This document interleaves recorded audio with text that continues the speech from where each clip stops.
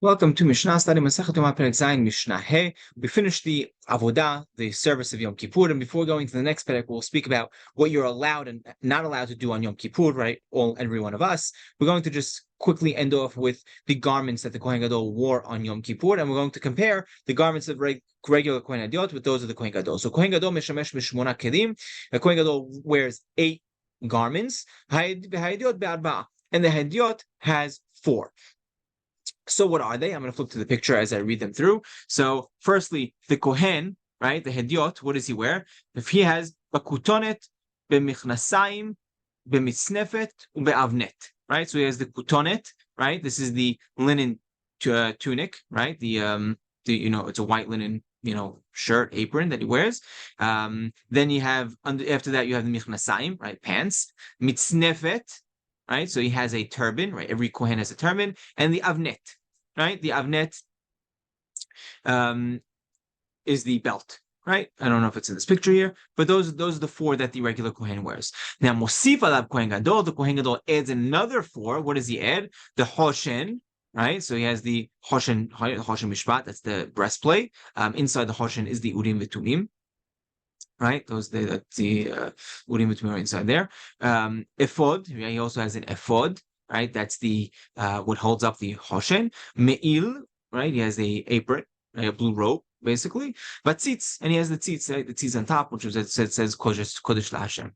Be'elu nishalim be'urim v'tumim. Right, now the Mishnah continues, and it says, with these, right, meaning with all 8 garments, meaning only the Kohen Gadol is allowed to go ahead and ask the urim v'tumim, right? Ask the, ask any question. How does he do so? So if any time someone, and we'll see that someone really can only be a king or the Av Betin, right? That's really who's allowed to ask, and it needs to be for all of Israel. So he'll come to the Kohen Gadol. The Kohen Gadol will face the Aron, right, and have his back towards the person that's asking, and he'll ask, should I do so and so, yes or no? And the Kohen would reply back, to do so or not to do so based on what he sees from the Hoshen, right? The Hoshen had all the Aleph Bet over there because it had all 12 stones. It had all 12 tribes written over there. Plus, it also mentioned Abraham, Yitzhak, Yaakov, right? So between all those, you have all of the, and afterwards it says, Shifteya, right? So you have all the letters of the Aleph Bet. And as we mentioned, he's only allowed to ask, if the Kohen himself was a Navi, right? Or he had Ruach HaKodesh, right? So he could actually figure out what's being, what HaKodesh Baruch Hu is telling him. So that's when he's asking, and it must be on the behalf of a king or the Av Betin, as we mentioned. We learned this from when Hashem said with Yehoshua, right? And Yehoshua was a king. When he says, right?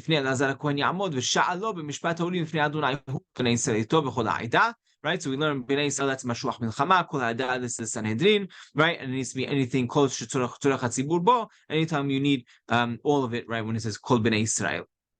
Okay, now just because we mentioned the Urim V'Tumim, let's just finish the Mishnah. Right? You can't ask for just anyone. Only as for a king or the betin. Or if someone that the tzibur, right, the entire tzibur needs. And Harambam just ends off with, since I mentioned so much about the Urim V'Tumim, and asking, let me just tell you what was written, how it was written on the Hoshen, right? How the names were written on the Hoshen. So Harambam says that we're written out all the Shevatim, right? Or we're written on the Avnei HaEphod, right? On the stones on the Ephod, right? On the 2 shoulders. So you'd have all 12 stones. What would be the order? So there's a major machloket to what the order would be. Harambam over here says that you have basically 25 letters on each side, right? So you're going to have the Reuven on the top. There's going to be Reuven, Levi, Issachar, Naphtali, Gad, and Yehosef, right? Instead of Yosef, it would be written Yehosef. Therefore, you have 25 letters over there. And on the other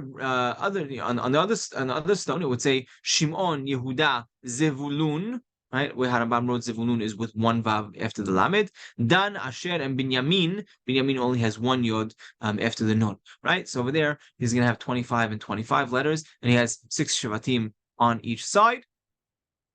And that's how Rambam has it set up. It's interesting because other Rishonim have it differently. But that really sums up our our avodah, the service of Yom Kippur, as we ended off in last Mishnah. And this really just speaks about the actual garments that the Kohen Gadol wore really every day, and also on Yom Kippur.